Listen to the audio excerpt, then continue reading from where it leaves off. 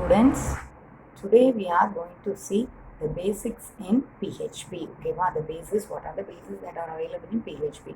Still now in the previous class we have discussed all the syntax, everything in detail. So in this class we are going to have glimpse as a whole together. Okay, first we are going to see the introduction to hypertext preprocessor.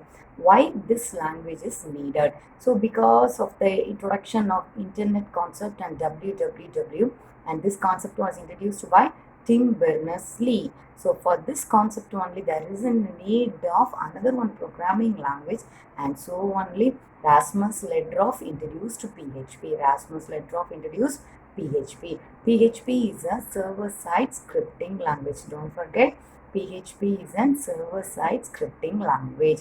So what's the expansion for PHP? Early they have given the expansion as personal homepage. Later they changed the expansion as hypertext preprocessor. So now the real expansion for PHP is hypertext preprocessor. And again PHP is a server-side programming language. Next we have discussed client-server architecture. What is client and what is server? So server is a high performance machine. More than one application can run concurrently. Also called as service provider. Also it is called as your service provider. Next we can have the definition for client. It is a separate hardware machine connected with server in network.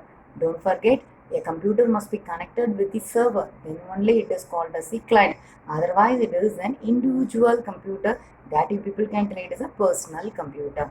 The next one is it could send the request and receive the response from the server. The client must or could send the request and receive the response from server. It is also called as your service requester. So this is the basic client-server architecture model. Here the two clients are there. They are accessing the database server over the network. They are accessing the database server over the network. So this is the simple client-server architecture model. Next we can have the definition for web server. Web server means it is a software running in server hardware. So which software is running on the server side, that is called as your web server. What is the responsibility of this web server? Means compilation and execution. Compilation and execution. Next we can have the what are the PHP syntax that are available. What are the PHP syntax? The first it is, so totally you are having three types of syntax. The first one, it is your default syntax. Here it must begins with this less than question mark PHP symbol and must end with question mark greater than symbol. And this is your syntax. Clear? Simple PHP syntax. Yes, PHP. Here you will be having some sequence of statements. Don't forget, you must have a semicolon. It is specifying it is your end of the statement. It is your end of the statement. Clear? Next we can have the next one. It is your, what is the next one? Yes, it is your short open tags. It is your short open tags. It's similar to that of the first one. It also must begin with less than question mark and end with question mark greater than only. So main point in this one is only admin can enable this setting. Only admin can enable this setting. Next one, it is your HTML script embedded tags. HTML script embedded tags.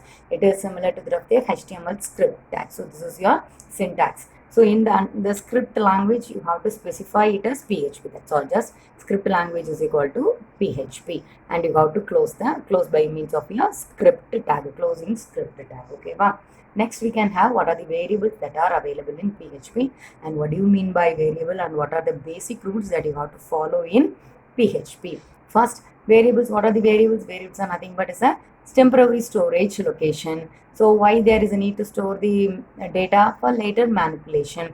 The rule is it must begin with a dollar symbol implemented by means of equal to, and it must end with semicolon. What is the main advantage of variables in PHP? Means here no need to specify the data type. That data type means integer or float or character. No need to specify that one.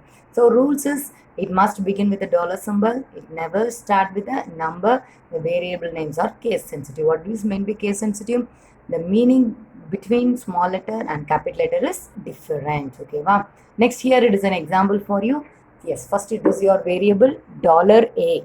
It is your beginning with dollar symbol. Next you are having the variable name implemented. Here you people are having the value and it is terminated by a semicolon. Clear? Yes, we can have the next one. What are the data types that are available?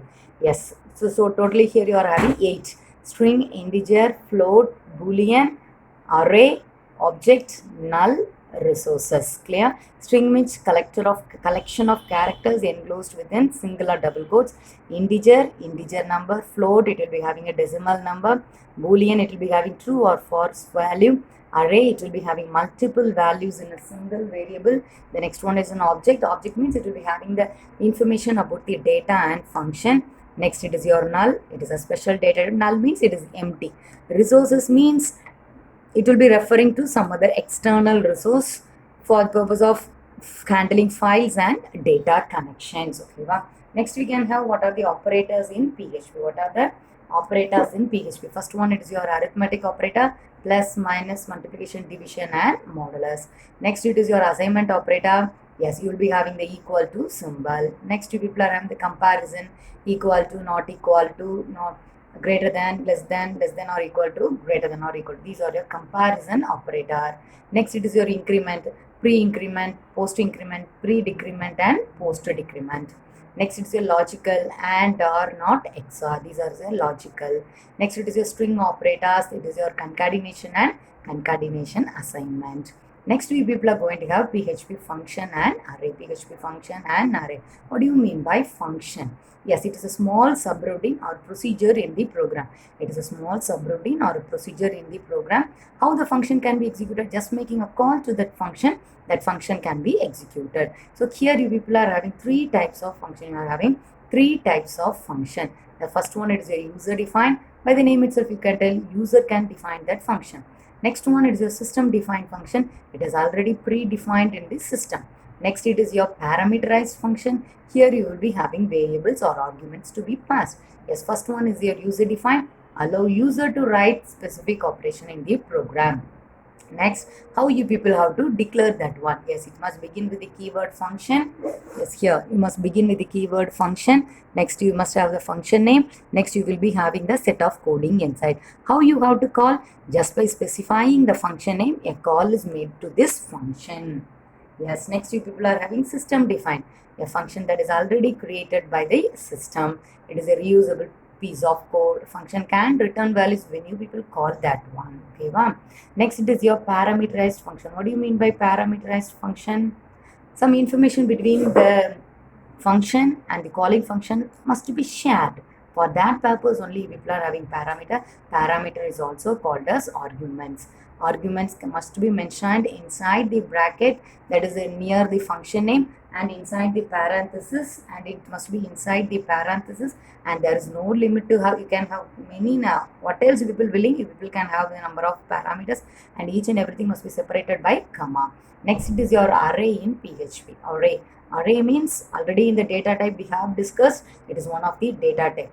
Array means more than one value of same data type in single array variable. Don't forget, same data type in single array variable. Here you are having three types of array. Here you are having three types of array. First one is the indexed, associative. The next one it is your multi-dimensional. Indexed, associative. Next one it is your multi-dimensional. First we can have the indexed. Indexed, see here. It is the general syntax for index. Here you will be having the array variable. Here, what is the variable you people are willing? You people can. Then it is your keyword. What else the values people need? You people specify. Each and everything must be separated by semicolon. Always the array index begins with 0. Always the array index begins with 0, and it is always a numeric number. It is always a numeric number. Next you people are having the next one. It is your associative. It is an associative array. So this is your syntax: array, key value. How much value people are willing to specify? Just you people specify. User can store data in a collection and assign it to a unique key. People can have a store data in a collection and assigning it to a unique key. Unique key means single key. Okay, wow. It is identity. Next it is your multi-dimensional array. What do you mean by multi-dimensional array? Here you people will be having collection of more than one arrays. Here you will be having collection of more than one arrays. Yes, that next part will be continued in the next class. Thank you, students.